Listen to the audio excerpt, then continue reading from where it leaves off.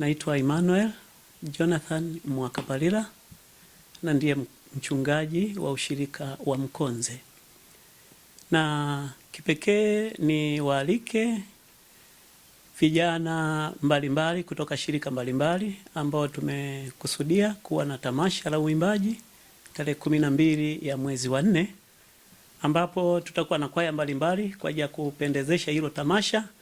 Ama hili tamasha hilo lisipoe, ziko kwaya mbalimbali zimealikwa kutoka shirika mbalimbali. Na yote hiyo limemkusudia kijana, kwamba vijana ndio nguzo ya kanisa. Na kwa sababu shetani pamoja na Mungu wanafanya vita. Shetani hana shida na watu wazee. Pia hana shida na watu wa rika nyingine ile ndogo. Mara nyingi anahangaika na vijana ambao ndio wanatengeneza hatima ya uzee wao. Kwa mahali ambapo wanakamatwa ni mahali pa ujana. Na kwa nini kijana anatafuta? Kwa sababu ni kijana ndiye mwenye nguvu. Maandiko yamesema vijana ni wenye nguvu. Hakuna anayependa kitu kidhaifu. Kwa hata ufalme wa Mungu unahitaji vijana wenye nguvu. Na hata katika kusifu na kuabudu pamoja na kuimba, bado Mungu anatamani watumike watu ambao ni vijana, ili kazi ya Mungu iweze kusonga mbele. Zaidi ya hayo ni kwamba vijana wengi wametumika kutokana na teknolojia na maisha tulionayo ya kisasa.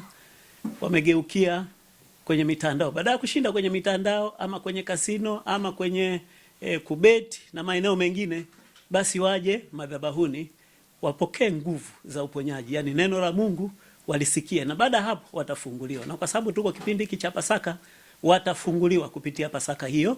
Hii tunaendelea kuadhimisha jinsi ya Yesu alivyojitoa na akafa akafufuka, na sasa yuko mkono wa kuume wa Mungu akituombea, kwamba na sisi Mungu anatamani tustawi. Yaani kufufuka kwa Yesu kuleta ukombozi kwa ajili ya vijana.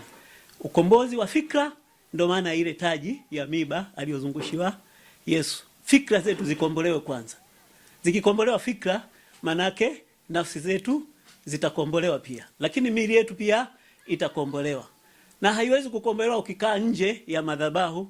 Kanisani ndiko kwenye dawa, huku ndiko kwenye spana za kukutoa huko uliko. Ukisikia neno la Mungu, utakaposikia habari njema za ufalme wa Mungu, lakini pamoja nayo utasikia kwaya mbalimbali, na kwaya kazi yake ni kutusaidia kutufungua pia. Tunaona mahali pengi, hata Biblia imeandika kwamba zile sifa walizopiga kelele wakati wanazunguka ukuta wa Yeriko, baada ya kelele kubwa kupigwa na tarumbeta na sauti zao ambazo zikamfikia Mungu kwenye kiti chake cha enzi, kuta zikaanguka.